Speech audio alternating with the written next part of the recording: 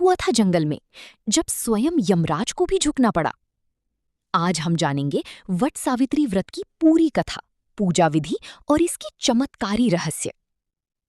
बहुत समय पहले मद्र देश में अश्वपति नाम के राजा रहते थे। उनके पास सब कुछ था, लेकिन संतान नहीं थी।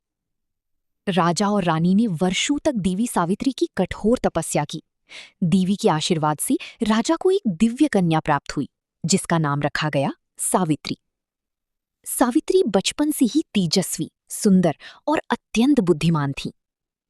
जब विवाह का समय आया, सावित्री ने वन में रहने वाले राजकुमार सत्यवान को अपना पति चुना। लेकिन ऋषि नारद ने चेतावनी दी, सत्यवान की आयु बहुत कम है।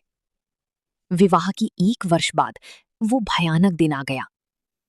सत्यवान जंगल में लकड़ी काटते समय अचानक बेहोश होकर सावित्री की गोद में गिर पड़े।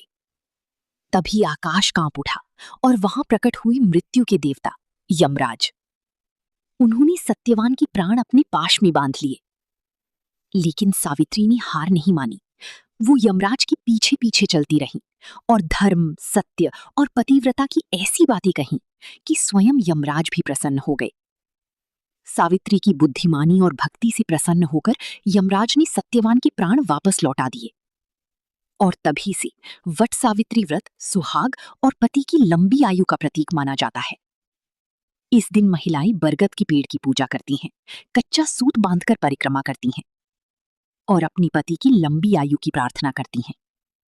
भक्ति, प्रेम और विश्वास की ये कहानी आज भी करोड़ों लोगों की आस्था बनी हुई है। अगर आप भी माता सावित्री की शक्ति को प्रणाम करते हैं, तो कमेंट में लिखिए, जय माता सावित्री।